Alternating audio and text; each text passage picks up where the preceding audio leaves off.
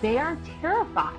Why don't they want that information getting out there? They're not teaching anyone about how business works. They're not teaching anybody about how money works whatsoever. My call to action is not to cancel the whatever podcast, because I think freedom of speech is a very important thing. We've got to go help these people in East Palestine. We know Joey isn't going. We're having a great awakening right now when they're seeing what's going on with all these corrupt politicians. Hey guys, it's Red Taylor with a brand new episode of the Red Hot Read, and man, have I got a treat for you today. Get ready, buckle up, because this mama bear is fierce and unapologetic. Today's guest is a follower of Christ, a wife, a mother, and a national conservative activist. She's an influential media personality, and her fierce, unapologetic mama bear fire has gained her widespread popularity throughout the national social media networks, and her content is widely shared by major influential leaders. In 2014, Kendall was diagnosed with progressive deafness and cancer. The night before her scheduled full thyroidectomy, she discovered that she was pregnant. And with her second child, doctors performed a procedure keeping the baby and Kendall safe, but with devastating news. Her cancer had spread and she needed life-saving radiation. Faced with a grave decision, Kendall was told she can either begin treatment and end her child's life or continue the pregnancy, but risk her own, potentially allowing her cancer to become worse and worse. She chose life. Her daughter was born in 2013, and Kendall is cancer-free. This bold testimony has empowered other women to advocate for all babies and women in choosing life. Always a pro-life advocate, this experience gave Kendall an even bolder testimony to speak out against abortion, which she has done relentlessly. In 2019, she began to speak out for parental choice, organizing peaceful protests, documenting on her own social media, which has grown wildly, and became a contributor for Newsmax and OANN. She is also proud to be a public square partner, is a serial entrepreneur, and helping to build a parallel economy. I present to you my guest, Kendall Bailey. Thanks so much for having me, Red. Yeah. Thank you for being here. I know you've got a busy schedule and jumping on this podcast today. I'm so grateful that you're here. Thank you. Yeah. So tell us, Kendall, about a little bit about your story. So that's, any mother that's faced with that situation and that choice, the first thing that you do, I'm sure, is just, you go into a little bit of a shock situation, and then you're like, God, why me? What do I do? Yeah. Yeah. I wanted to make sure that I took this mess and I turned it into a message. And I feel like I've really been doing that. If I had just, kept my mouth shut about it, then I feel like I wouldn't be using this testimony that God gave me. So it was actually 2015 that my daughter was born, so I sent you the wrong date on that. Okay. But I wasn't hearing well. My husband and I went to dinner with our firstborn, and the waitress came over and she's like, "Hey, can I get you guys any more bread?" And I said, "No, we're good, but if you could just bring some more bread." And my husband's like, "Babe, you got to go. Like, this has been multiple times. You are not hearing well. We got to get you to an ENT." So went to my ENT and found out that I have otosclerosis. I ended up having, which is progressive deafness. I ended up having surgery twice. Neither time did it take, so I wear hearing aids. Okay. But in that same appointment, he's like, "Hey, I'm an ear, nose, and throat doctor. Let me check your throat." Found a lump. Found out that it was cancer. The night before my surgery, my husband he's like, "You're pregnant." Like, there's no way. There's absolutely no way. This is the only month we couldn't get pregnant. Took a pregnancy test, and I didn't even look at it, Red. I went upstairs, tucked my son in, finished the rest of my things because I just was for sure that I wasn't, and went back downstairs and found out that I was. So we called my anesthesiologist at like 9 o'clock at night, and he said, "We can go ahead with surgery. You'll be fine. We'll adjust anesthesia to keep you and baby safe." And I had a full thyroidectomy, and I was healthy. Right. But when I woke up from surgery, they said that my cancer had spread. And that's when I was faced with the decision to abort our baby and really focus on my treatment, or, trust God and put her life and my life in his hands. And we knew that he had a purpose for her. Yes. So I waited. We gave birth to Presley at 9 months, and I breastfed her for 2 months. Then I started kind of a diet to get rid of all the iodine in my body. Hmm.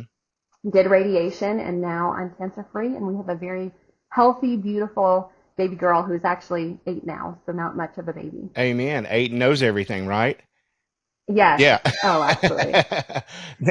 She's like our sweet, kind, humble. Gosh, she's awesome. Yeah. Okay. Okay. Yeah. So how many children do you have now? So we have three. I Okay. have an 11-year-old, the 8-year-old, and a 6-year-old.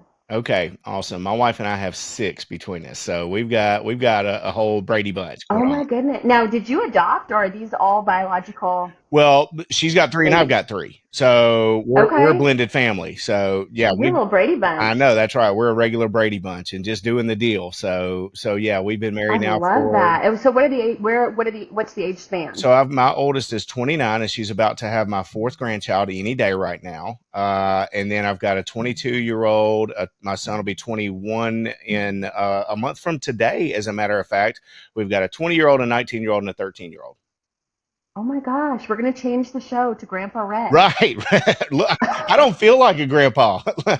You don't look like a grandpa. That's awesome. What a blessing. Yeah, yeah. It's so. Needless to say, there's never a dull moment around our house. Yeah. Yep, yep. So and right now we've got two that are away at college, so they're coming back in and just kind of getting everything and just disrupting the whole deal, man. So it's like, Let me ask you though, yeah. like college, how do you Mm, feel about them going to college? Because I am raised in a home that everybody went to college. My parents are wildly successful. My brother went to college and then some. And so did I. And I mhm. swore I was going to raise kids that went to college. There was just no other question about it. And now I'm thinking, I don't think I want them to go. Yeah, great question. So as a business owner and looking at the landscape of what's going on today, I think college is a scam. Absolutely. Unless Yeah. you're going to be a doctor, unless you're going to Yep. be a lawyer, an engineer, something along those lines where you have to have that specialized education, then it's Mm, a scam. They're not teaching anyone about how business works. They're not teaching anybody about how money works whatsoever.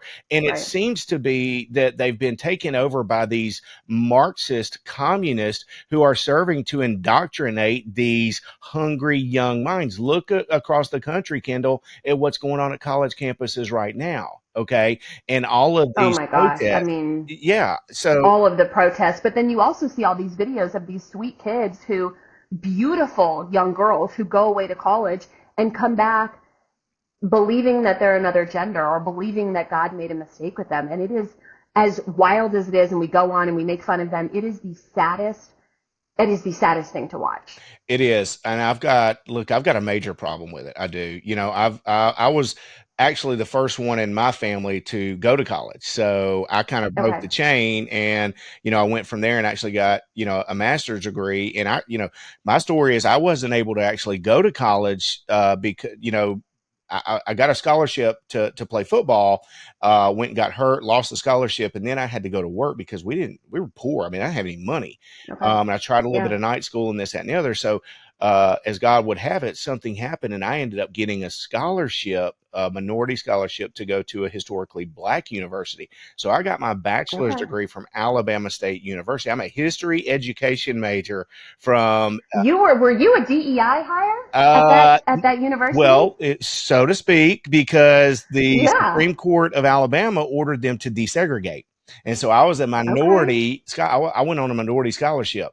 Um, Okay. and so I don't know if DEI was a thing back in the early '90s, but No, it wasn't. Thank yeah, God. yeah. So, and so from there I went on and got my master's degree and have not used any of it in any professional level whatsoever Yeah. outside of teaching and coaching, which I've not done in 25 years. So you know, what do I think about college?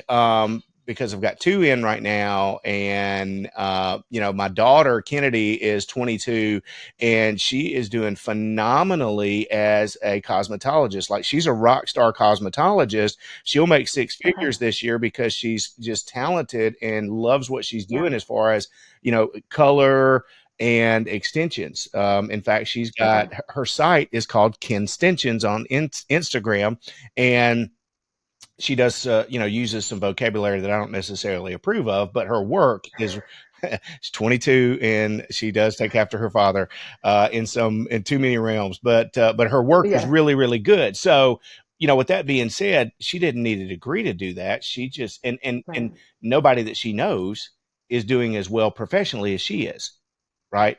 So if I believe that if you are mindful of wanting to be a professional, okay, and Yeah. you're to a point where you can go out and see that there are opportunities for you to grow and earn and to get into the workforce without going to college, you set yourself apart because all of those years that, the 4 years that you're going and you're paying, whether you're paying out of pocket, whether you're getting these absolutely ridiculous, shackling, burdening student loans that these kids are coming out Yep. with, that they can't pay them back. We got to get Sleepy Joe to forgive them, and that's another, Yeah. um, you know, me Well, and let's be and honest, you. Sleepy Joe isn't forgiving them. We as the taxpayers are forgiving them. And Exactly. so everybody who went to school and we paid off our loans, I went to school for my first 2.5 years, and then I went to my parents the winter of my junior year, and I just said, I don't want to do this anymore. Like, I want to start my career. And I've got to talk to them now and see what was actually going through their mind now that I'm a parent.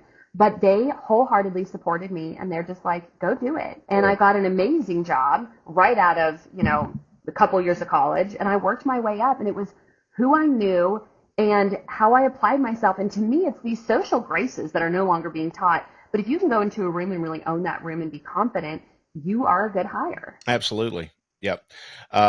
In my company, I don't, and I've got college grads. I've got 3 college grads. I've got three that aren't college grads. And as far as performance goes, there's really no difference. And Yeah, what I look for is ability, desire. Do you have the character, the integrity to show up every day on time, to be consistent? Because being a professional is about doing the boring work. It's about doing the right. mundane over and over and over again. That's what I tell people. There are no true careers out there where you get to go and chase gold stars and butterflies every single day. That Yeah, doesn't, if you want to be successful in life, learn to do the mundane over and over and over again and get really, yeah. really good at it and be really, really passionate about it. And And I think be really trainable too, because I think these colleges can teach you a lot. But at the end of the day, when you go into your profession, you're going to have to learn it all over again. And to me, if you're trainable, then again, you're a good hire. yeah, yeah. And having kids, young kids these days, man, I'm telling you, it's always been tough. And parents, think about it. We've always like, oh, what are we going to do? But Hmm. these younger ones now, there are serious questions. What do we recommend for them as far as career wise, future wise? uh, and college wise, our 13-year-old, Brielle, it's my wife. Just she gets on me all the time. She goes to a Christian private school, and she comes home and she complains about these assignments. I'm like, let me see that assignment, and I'm just like, this is absolute garbage. What are we doing? I'm like, Steph, Yeah, why are we paying for this? This is not even, and she's like, well, Mr. So and so and Mrs. said so and so. I said, well, you ask them, can this teach you, help you to become a millionaire? Can this help you to become your own business someday? Can this help you to do what you're passionate about in life? And if not, yeah, then I want to hear what can. Okay. right. And so she gets in trouble. So, She's a rebel rouser. Again, another good hire. yeah, exactly. Exactly. Yeah, She's going to know, when she grows up that she's going to have the courage to be able to chase her passion. Hopefully that's yeah. our goal. I love that. My middle child, Presley, the one that I was pregnant with when I was diagnosed, um, she says that she wants to be a veterinarian when she grows Cool. up, and that she wants to be an Instagram influencer. And Okay. that's like needles to my ears because she knows that that's what Mama does. Right. But it is not. I'm telling you, it is not for everybody, and it is not for the faint of heart. I swear there are influencers out there who wake up and they do their clothing hauls and whatever, but what I do, I mean, I will tell you, I get lots of death threats. I get hits on my family. Um, it's a lot. And I get a lot of I get way more encouraging words when I get hate, and I feel like God has just blessed and protected my page. But um, it can be rough work. Yeah, yeah. Let's dive into that and unpack it a little bit, Kendall. Because first off, I want to hear your page, your Instagram page is Kendall at Kentucky. There's an underscore in there. We're going to put it up on the show, but tell us where it is. Yeah, Kendall in Kentucky, and there are underscores in between each. Okay, okay. So tell us how you do that. You've got like 250,000 followers, and you just started growing this thing based on a testimony and a little bit of inspiration. So let's unpack that and tell our audience how that happened. Yeah, I mean, mostly was my story got some traction when Newsmax picked up my story during the March for Life, and I shared my story there. But then I really started to get traction when the COVID stuff was happening. I wasn't sending my kids to school with masks on. They were not wearing masks, or they were wearing the clear fake masks. Amen. And, getting a lot of heat for that. But then I just said, I've got to go protest this. So we went to the Capitol, and I arranged a protest, and tons of parents came out, and news media came out, and I was like, we're not doing this anymore. Like, we're not masking our children anymore. This is crazy. We've got to go back to school and start normalcy again. Love it. Otherwise, we're really going to harm these kids. And then I started doing just funny reels, and my character was Principal Schmidt.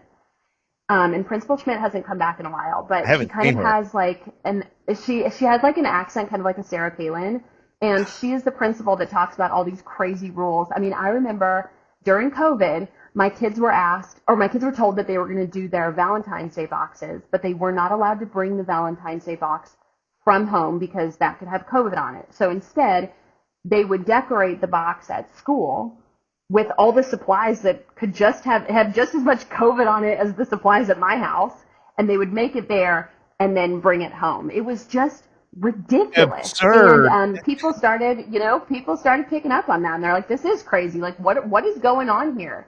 And so it grew, and it was funny, and yeah. I got to bring her back. You got to bring her back. I got to bring her back. She's got to make a cameo, okay? Because I haven't seen Principal Schmidt.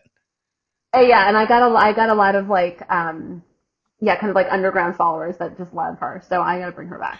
I love it. I love it. I can relate so much because, we had kids in school during the same time. And for when it first happened, and I remember like it was yesterday because it was March 12th here in Georgia. And two things, that's Kennedy's birthday. And secondly, my son Grayson was set to, have a big baseball season his sophomore year. And he broke his thumb on the first day of practice and was set to come back on Friday to March 12th to make his debut. And that was the day that they banged everything. I mean, March Madness, the NCAA basketball tournament, yep, I remember that. Pool, baseball, all of it, just boom, done.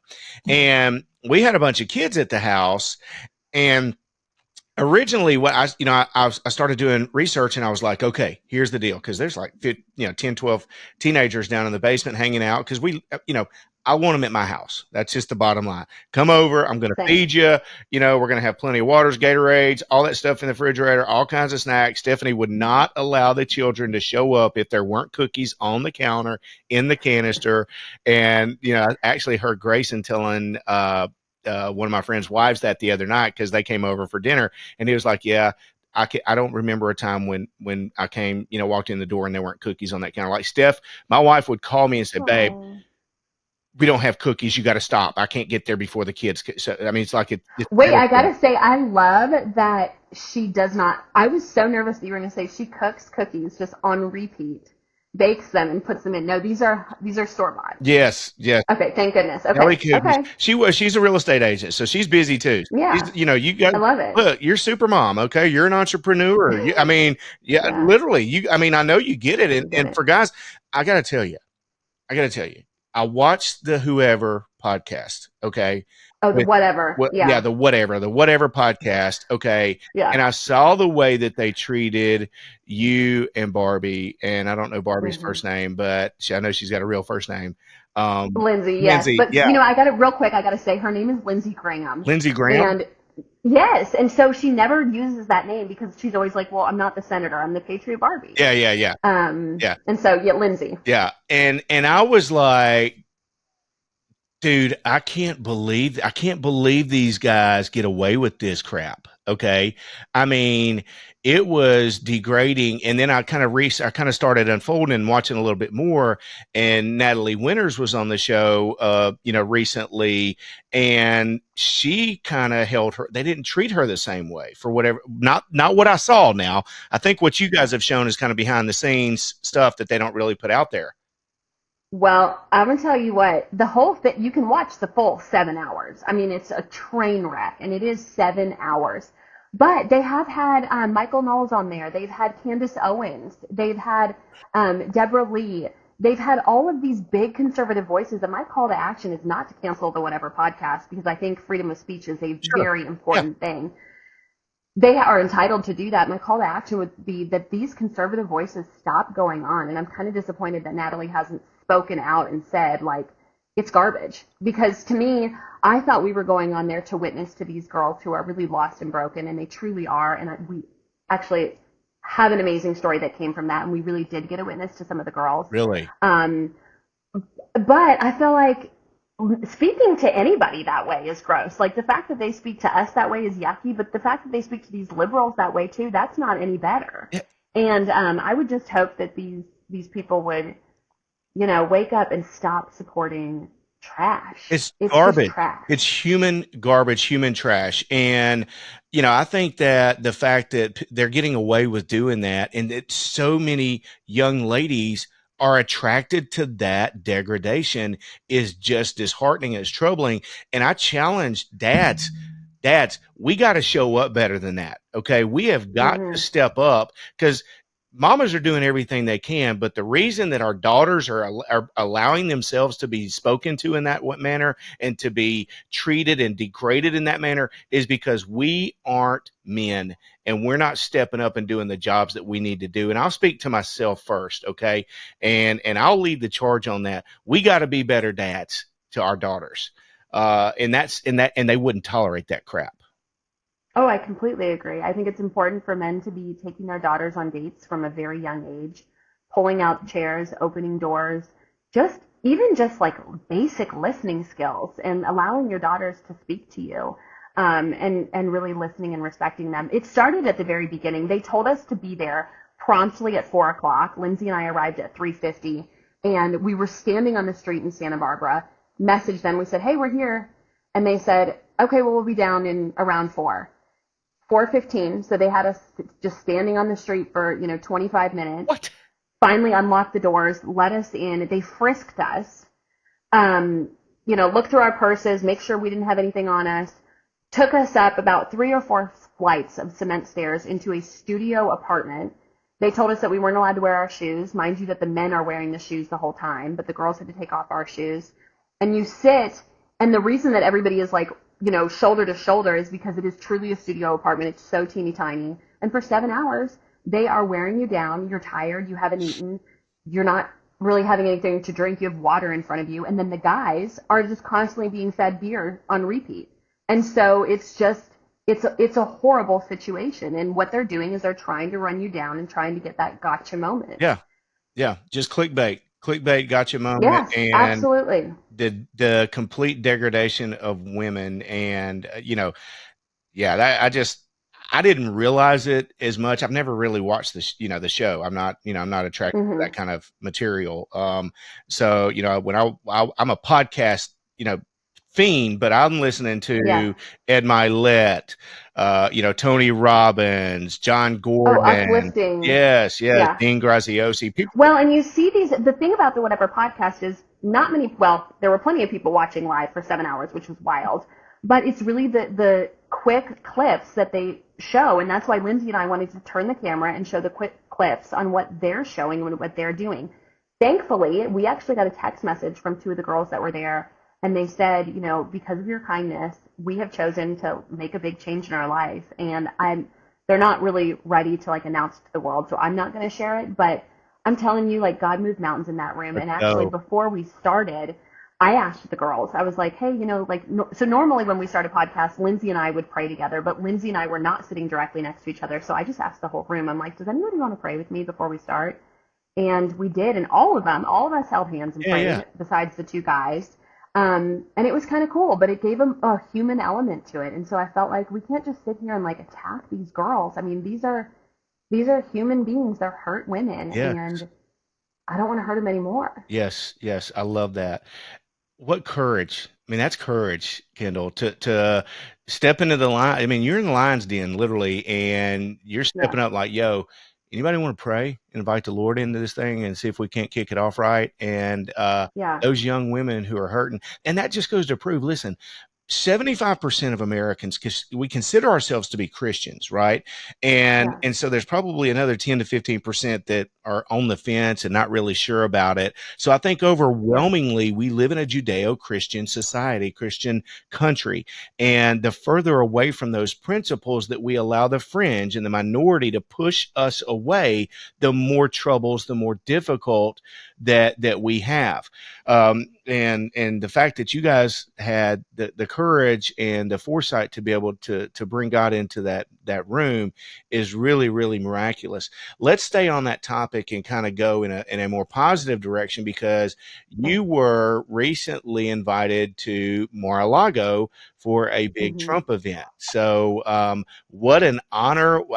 Like I'm dreaming here. Okay. I'm like, I need to go to Mar-a-Lago. I need to see President Trump because I love him. I think he is, the greatest president in the history of our country, right there with Amen. George Washington, right there with Abraham Lincoln and Donald Trump. They're all three right there. And I think what he's doing right now is more transformative and more, it takes more courage than what either of those men went through, which was, extremely daunting task that they went through, but they didn't have to take the bullets and the lawfare, the widespread abuse that President Trump has taken and that he still is taking for the American people. So let's dive in on that. Tell us about the Mar-a-Lago event and how all that Yeah. unfolded. So I actually, a quick backstory. Um, when there was a train derailment that happened in East Palestine, Ohio, I was very close to that. I mean, we're in Kentucky, and so I could drive to East Palestine, and Yeah, I yeah. thought something happened there. I need to go. And I actually got on the phone with a company that I partnered with. It is called Century H2O, and they have a water filtration system that gets rid of vinyl chloride in the water. And I just called them up. I'm like, I'm close. We've got to go help these people in East Palestine. We know Joey isn't going. Right. And so I went to East Palestine, and I went and I talked to these people, and found out that the water is not safe, that there's stuff in the water and it's dangerous. And I delivered, I think it was 5 water filtration systems that day. So that was the quickest we Nice. could get them out there. So Yeah. that was at major hubs. So we put them at like the library, we put them at the police station. We wanted to put it at the fire department, but they said they couldn't accept it because if they accepted it, then they're admitting that there's something in the water, and then they won't get funding from the government because the government is telling them that the water is safe. From the Fed. Yeah. Um, yes, and so then we did that, and I talked to Century H2O. I'm like, obviously 5 isn't enough, so they sent me back, and on spring break, I went with my 3 kids to East Palestine and my husband, and we delivered 200 water filtration systems. What? Now, I'm saying that because that is who I went down to Mar-a-Lago with, and went there with that team. It was an incredible experience, and actually, you're going to be one of the first to know this, but I am going back to East Palestine with Century H2O water filtration system and President Trump in October, and we are delivering another like 2,000 water filtration systems to Oh these my. people because promises made are promises kept to this man. Yes. He made a promise to go back and see them again. So when I went to East Palestine, it was actually the same day that President Trump was there, and he was delivering bottled water. Right, right. But now we want to bring a solution. We want to have them have constant clean water. I mean, they're bathing in this water too. It's not just consuming it. Today, still today, So right? Yeah, I mean it's still today, and terrible. Joey went out there a year later to visit them. He was way behind and really didn't do much for these people. And so yeah, we're gonna go back. We're gonna deliver more water filtration systems, and we're gonna help these people. And I'm so excited about it, and I'm really hoping it's gonna help President Trump in this election.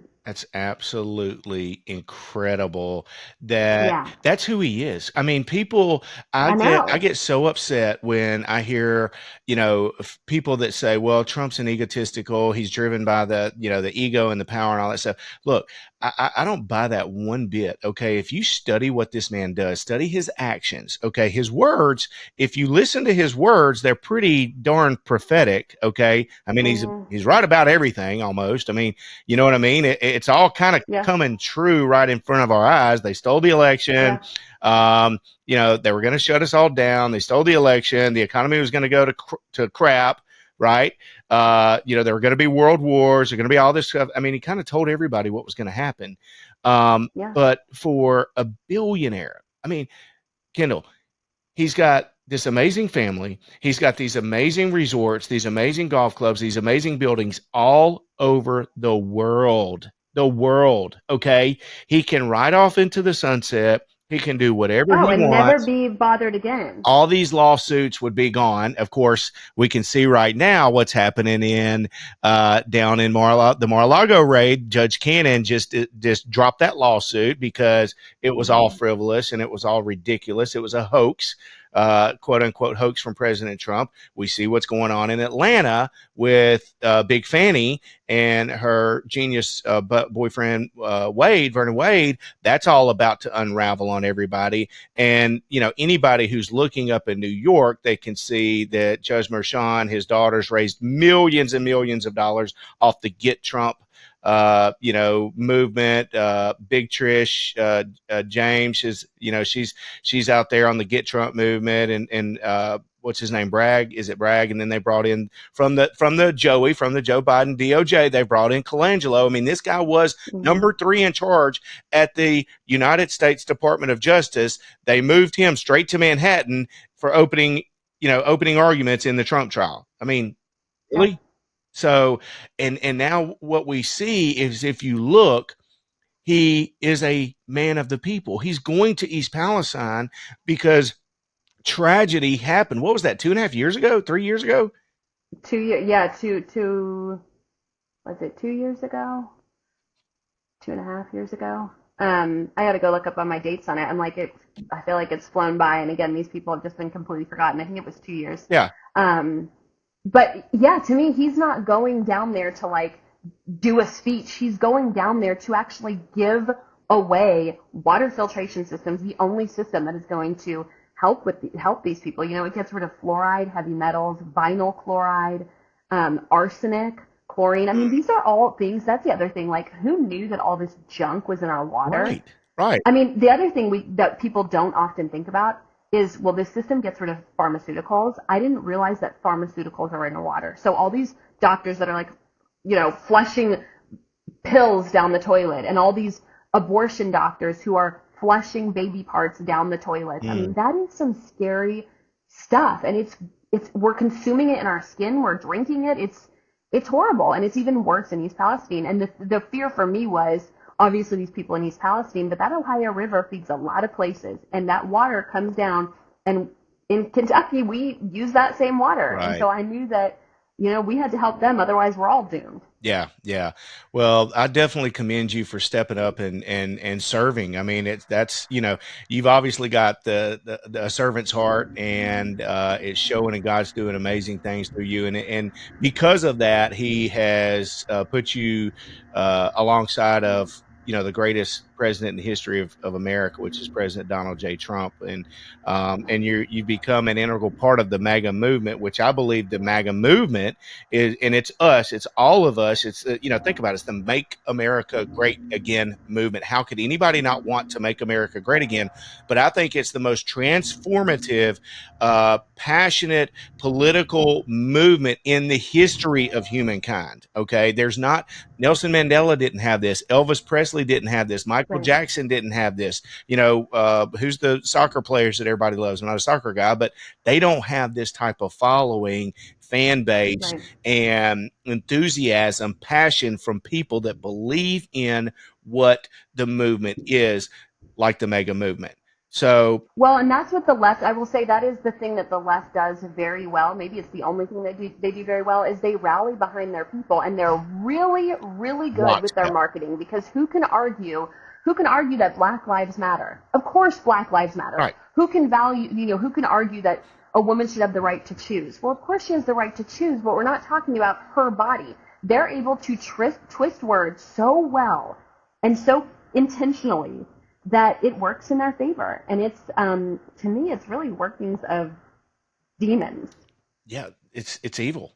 And I think that people that don't realize what, you know, that evil truly does exist, we're having Hmm. a great awakening right now when they're seeing what's going on with all these corrupt politicians, like you said, with the Democrats. And I'm almost to the point right now. And look, I kind of respect the Democrats. Okay, they they do what these guys are prize fighters. Okay, they They are rally. lockstep. They are focused on mission. They are goal driven, mission driven, and they won't pull off the trigger until they get what they want. Like there is nothing that they want. I'm afraid on what's going to happen for the rest of this year between now and November the 5th. Okay, because I don't think there's much that they won't do to stop Donald Trump and MAGA. Okay. I mean, let's go back to 2020. They really did lock everybody in their houses for a virus that doesn't kill anybody. Okay. I Yeah. mean, that really did And they happen. had everybody, well, not everybody, but they had everybody participating in these things. And for those of us who didn't participate, we were so ostracized. I mean, I Demonized. wasn't allowed to, yes, I wasn't allowed to go into a restaurant. My kids weren't allowed to go to school. My husband almost lost his job. I mean, I don't think they remember the hell that we all went through. They Right. put arrows on the ground at the grocery store and told you which way to walk. I mean, whose idea was that? They're just Craziest like, thing I've ever heard in let's my see life. how Yeah. how much we can push and how much they'll comply. Yeah. And I Cheap. think it was an experiment. Absolutely. Because 80% of the people complied. 80% of the people complied. I've got friends. So, and I'll tell you this, I didn't comply. And you can look at me, you can listen to me and tell I didn't comply. My family Yeah, didn't I didn't comply. comply. And thank God we didn't. And thank God that I had, you know, that because I led the charge on that and I started diving in and doing research. And I mean, I had a couple of doctor friends early on in March that I was sitting there and I was arguing with them. I mean, I'm like, well, what about this? What about this? What about this? Like, dude, I can see, Yeah. I'm seeing people die in the hospital, blah, blah, blah. What about that? What about that? Where's pneumonia? Where's the flu? What about, well, no, it's all, I said, bull crap. No, it's not. Come on, you know? People And are dying in car accidents and they're like, COVID. yeah, exactly. Like, give me the money. Yeah, yeah, 25 grand. yeah, yeah. Motorcycle wreck, 30 grand. Let's go. Well, Hospital and you know 15. what? Like some real evidence behind that is, so I am now heavily shadow banned. If your followers don't know what a shadow ban is, basically people can't comment on my stuff. People can't like my stuff. If they go to share it, they get a warning saying, "Are you sure you want to share this?" Kendall has repeatedly posted false information. Um, but I've gotten all these tickers, all these, false information flags, and it's always on posts that I share about COVID. Right. And I think that goes to show they are terrified. Why don't they want that information getting out there? I mean, for freedom of speech, I should be able to say all the lies that I want in the world, and you as a follower get to determine, is Kendall credible? Free people. And they don't want people to freely think. Right. Right. And it is because I believe because of the investment in big pharma. Okay. You know, let's go back to these politicians, all these corrupt politicians up there. I was going to say that I don't believe in so much Republicans and Democrats anymore. Okay. I believe there's a Yeah, uniparty. Okay. You're either a patriot or a traitor because I think yeah, that these folks that are up there, they're almost all of them, like 90% of them are all lawyers. Okay. Well, if you're a lawyer and you run a pretty decent law practice for 10 years, you can make up to, $750,000 a year. And, the top 10% are making seven figures or more because it's really good money. yeah, Well, you go to Congress and what does a congressman make now? $185,000 a year. Senator makes $250,000 a year. Good money, but you're probably not getting rich. You're not supposed to get rich off of that kind of money. But these people, their entire goal in life, their entire mission is to get re-elected. Why, people? Why? Because Mm-hmm. it's not just Democrats that want to get reelected. It's not just it's the uniparty, the authoritarian, corrupt government Cash Patel, government gangsters that are up there enriching themselves off of the backs of you and I, the American taxpayer. Um, and so that's why, because they're being lobbied by Big Pharma so heavily, and Big Pharma's got so much influence and so much money invested in this that they're telling Meta and they're telling YouTube and they're telling TikTok and they're telling all of them, if the word comes out, and I'm probably going to bleep it out because I don't want to get banned either. Yeah, you You know, do it. I've told our team knows that we're going to have to bleep all that out, but I know. You got to replace it with like the right? Fauci ouchie or the clot shot, the juice. Yeah. So Lots of code words. yeah, absolutely. So, but because they don't want the truth to get out, because the truth is what is it's the cure, right? It's the Mm-hmm. light that shines on all the darkness that's going on out there. And like I said, I do believe we're going through this great awakening where people are waking up because of folks like you who have a platform and have courage, which is the principle by which all others stand, Kendall, to be able to go out there and speak the truth and take the slings and arrows that are being thrown at you. Well, thank you. I think too, we need, so I don't, a lot of people are like, well, I don't have the voice for it. God did not make everybody to have the voice for this, but I think what my voice does, it doesn't change everything. All my voice does is empower others to come alongside me. I mean, think about all those times that you'd go to the grocery store in those early stages and you weren't wearing a mask. Yeah. I know everybody has these moments. I had multiple people would come up to me and be like, wait, do we not have to wear these? I'm like, no, you don't have to wear those. That's not a law. And you would see them take down their mask and like continue to walk through the grocery store. And I'm like, yes, like we did that. This is a movement. So I don't think everybody has to be, championing this. You don't have to be sharing all the content. You don't have to be producing the content, but just like come alongside in some capacity and we can change this. Even if it's just like joining your PTO and, being there in the front lines for our kids at school. Advocating for the those the trans material and the porn and the gay material to be removed from the middle school and elementary school libraries. I mean, yeah, I said it. I don't believe in that crap. It's garbage. It's evil. It's satanic and it's demonic. And it has no place around children. That used to be. I'm 51 years old. That used to be taboo. You didn't even talk about that kind of stuff. I mean, it made you No. feel weird because you didn't really know anybody that was going through that. But now, because of some ridiculous movement by the left or by the folks that are, whatever, the dark side. I don't know if it's left or right or it's the Yeah. dark, whatever. They're propping this fringe minority element up to degrade the American family and to force, friction in us and to divide us because they don't want people united. Because united, Yeah. we're stronger, right?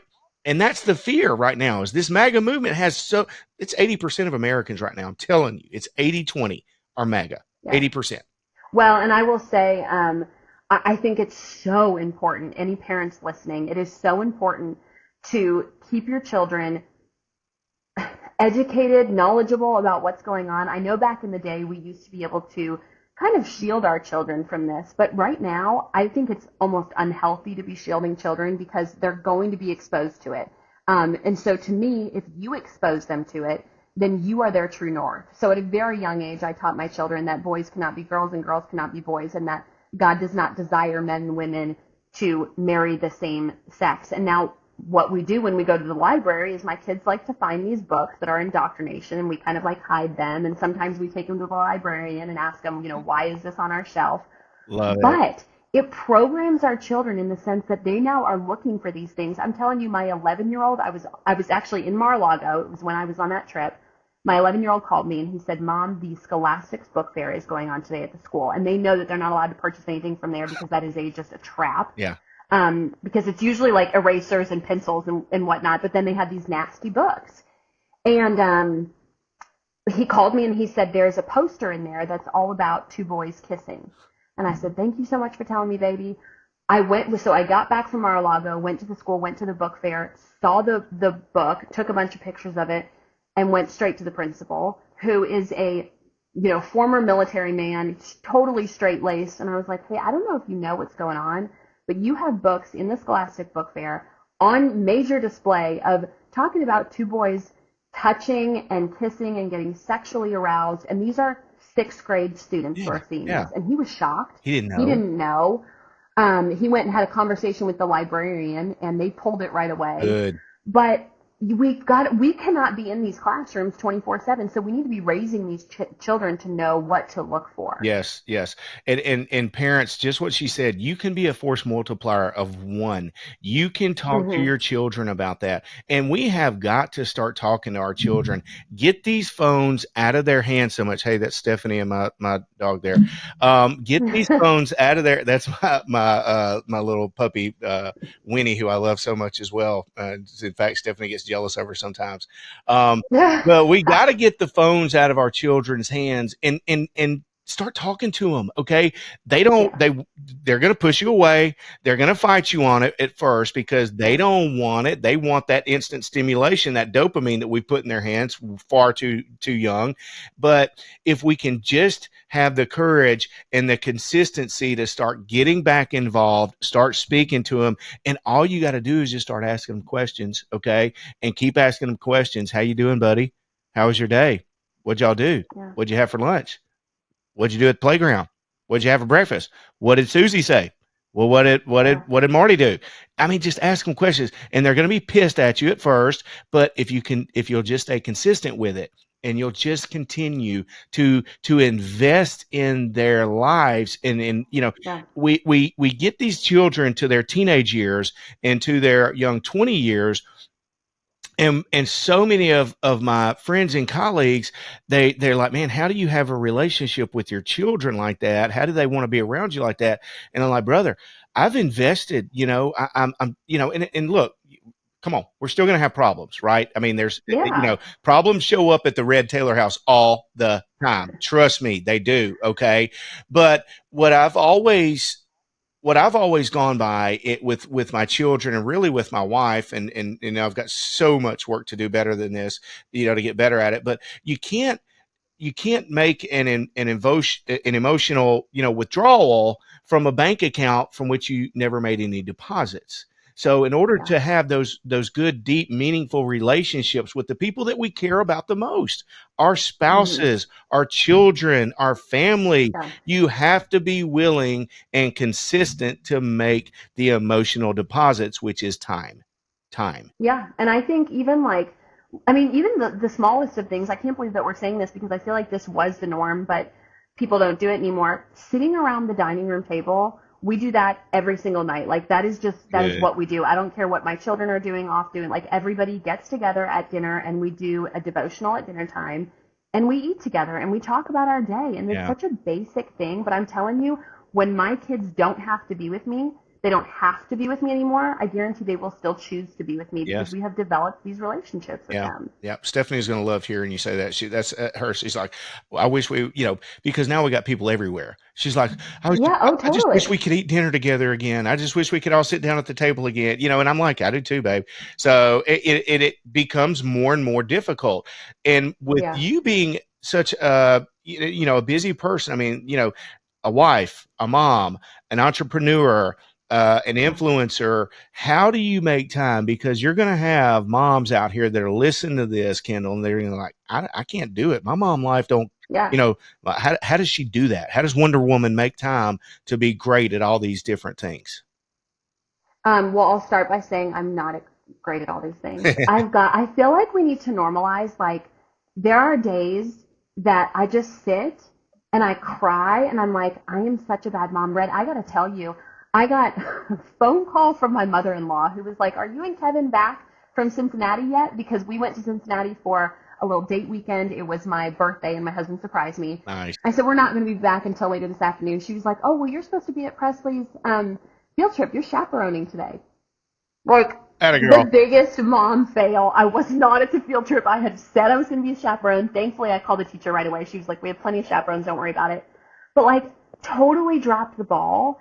And my daughter came home from school that day, and I just like knelt down to her level. And we don't say "I'm sorry" in my home. We say, "Will you forgive me?" Mm, Because then love it. it makes the other person has to then say something back. Yeah. Like sorry is really dismissive. So I got down to her level and I just said, "Mommy really messed up. Like, will you forgive me?" She gave me a big hug and there were tears. But I feel like it is hard to do it all. And we are not called to do it all. I will start with that. God has called us to have different places where we can really thrive. And there are times that my laundry isn't done, or there are times that, the house isn't picked up or that dinner isn't on the table. But I will tell you, my goals are that my husband feels loved and my children feel loved. And there are Yeah. plenty of days that that goal does not get hit.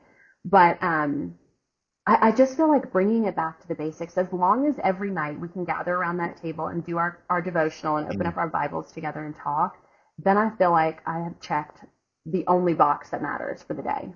When you say that, you went from your disposition changed. Like literally, I'm watching you, and you Yeah, went from here to getting back around yeah, that kitchen table to here. And yeah, you're so right. It is so impactful and it's so meaningful. And one of the things you said, I believe that we live in a culture now where nobody's allowed to feel like they're failing. Nobody's allowed to feel like I do have a little bit of anxiety about this, or I am a little bit depressed about this, or, hmm, everybody needs to take a spa day, or everybody needs to take, mimosa day, or we just need to take a me day, or whatever. And what happens yeah, is we really end up pushing off and running away from the literal problems and feelings and emotions that we're really dealing with. And it just you know problems are like bills. If you don't pay them, they get bigger. So if you don't yeah, deal with them, they get bigger. And so it's almost like we're not allowed to say, "Dadgummit, I screwed that up, and now I feel a little bit depressed about it," and then go and figure out, well, how do I correct that action, and how do I go towards something that is going to be a little bit more empowering, a little bit more enriching, and a little bit more impactful for the life that I truly want and desire. And Well, and what a waste Instagram is. I mean, I hate to say that because that's where I do most of my work, but like a waste. These moms go on there and they're, breastfeeding their child in the middle of the night, so they're scrolling through Instagram and all of these other women on there are like put together and their houses are perfect. Let me let you in on a secret. Those women clear off the counter for the little slice that your picture, your phone is taking, and it looks blissful. But I'm telling you, behind that counter is a mess, either emotionally or physically or whatever it may be. But Instagram is not reality. I mean, people are not going on Instagram and yes, sharing that they just had a major argument with their spouse. People are not going on there and sharing that. They're sharing that, oh, my husband took me out to dinner and we had champagne together. Like, yeah, but what happened right before that? yeah, yeah, it's And so I think on my page I really like to normalize like the chaos of it. And there are mom fail. I do mom fail Monday, but I do mom fail Monday but on a Thursday, mom fail Monday but on a Sunday. let's go. Because I love it. it is always, we are always feeling less than.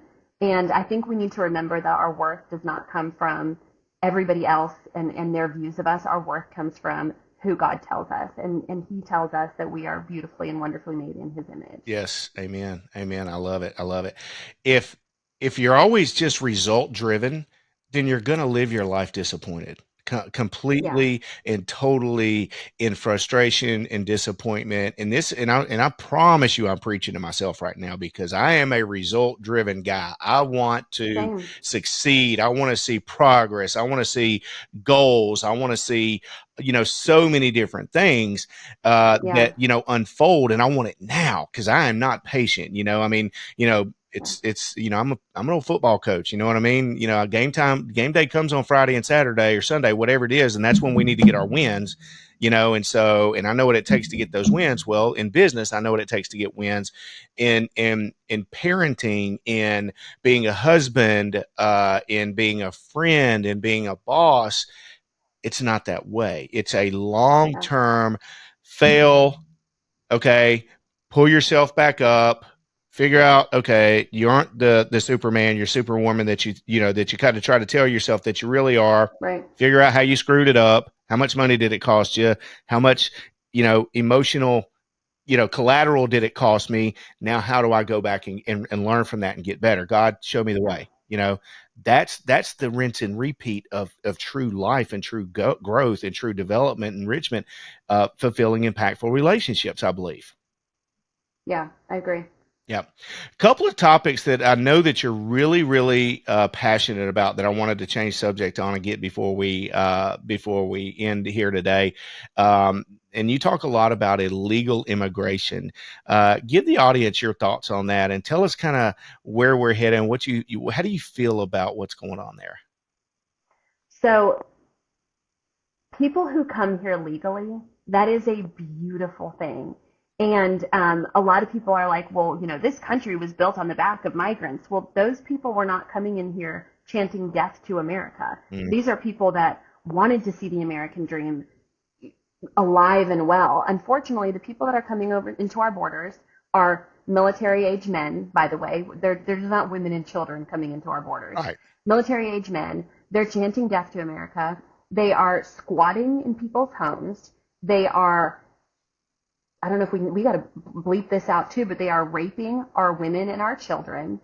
They're bringing disease. Mm-hmm. I don't even like that they have their own line at TSA. I mean, that's terrifying to me. I had to go through a real major background check in order to get my TSA.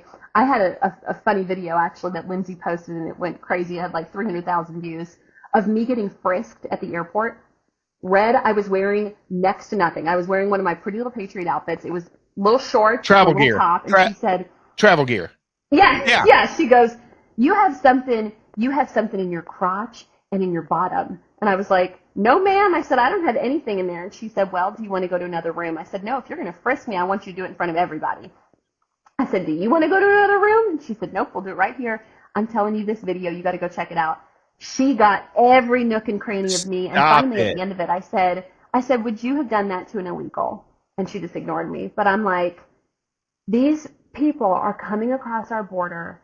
We have no clue who they are, where they're going. We give them a cell phone, we give them a job, we give them health insurance, and they just go.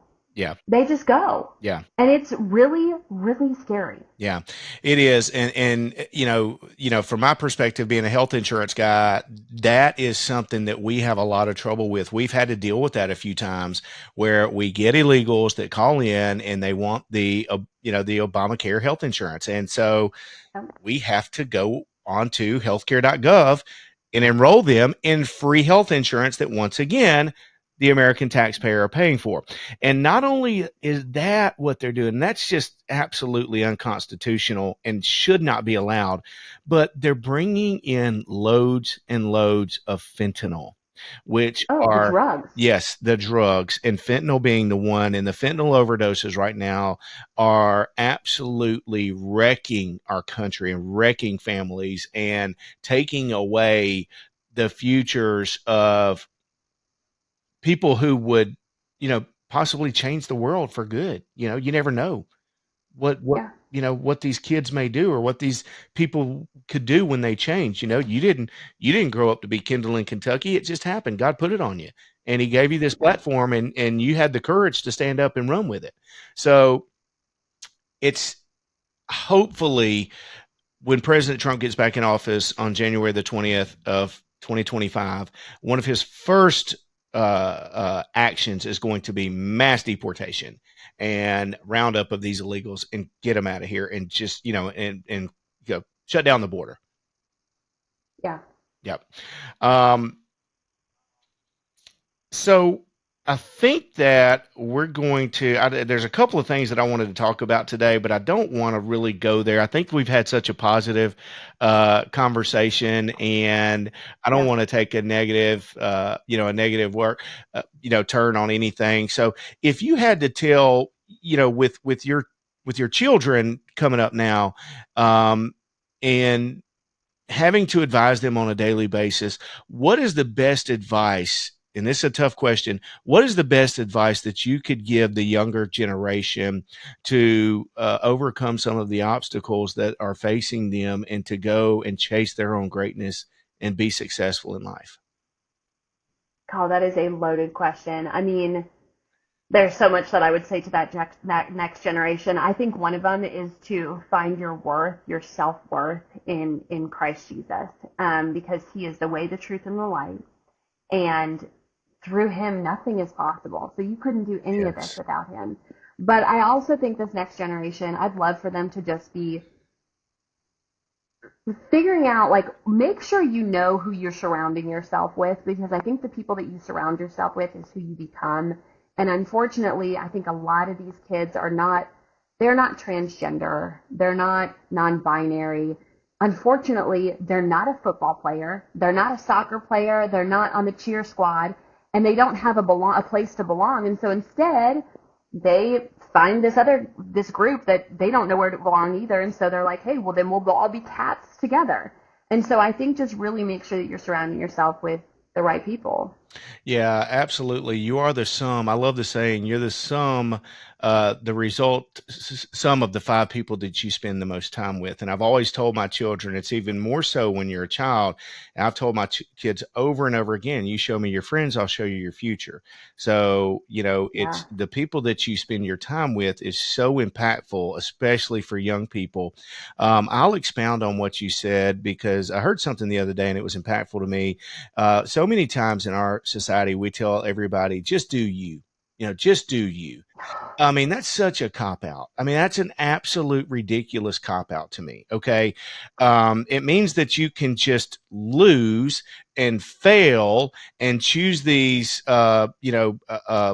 lackadaisical lifestyles maybe that Mm. will lead you to failure in so many levels in your life.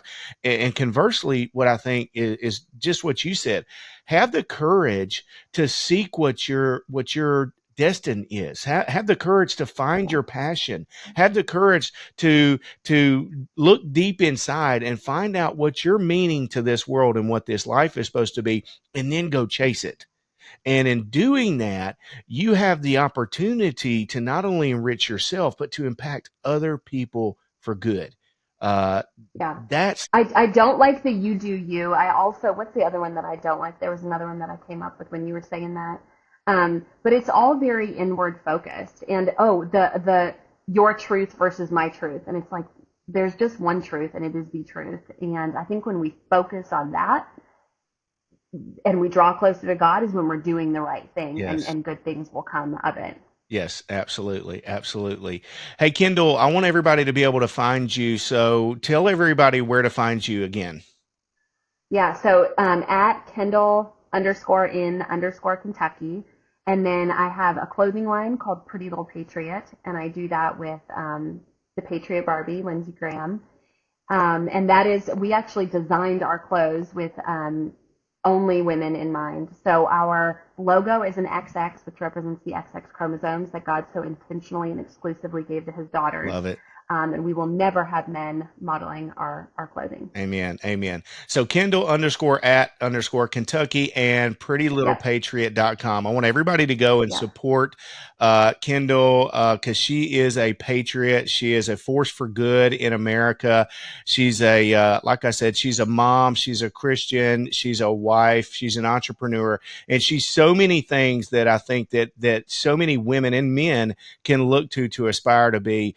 Kendall, you've been an absolute joy today. I'm so grateful that you took the time to be on the Red Hot Read, and hopefully we'll have you back and we can do this again someday. Maybe I after. love it. Hey, let's do it again after East Palestine. Okay, I'd Oh, I would love to hear love about that. that. Yeah, I yeah, would really like to give an update. Yeah, for yeah. Real sure. quick, in the water filtration system, let's give those guys a plug too. What's the name of that? I'd love to do that. So it's Century H2O with an S. And if you can go there and you can get, obviously you can get yourself a water filtration system, but you can also go there and donate, because obviously for 2,000 water filtration systems, we really do have to raise a lot of money for Massive, that. And you can donate there. massive. Okay, Century H2O. Yep. Correct. Okay, got it, got it. We'll put all these links on the show. So, hey, everybody, that's Awesome. Red Taylor from the Red Hot Read today with Kendall Bailey, and We're signing out. We'll see you next time. Thanks, Kendall. Thank you.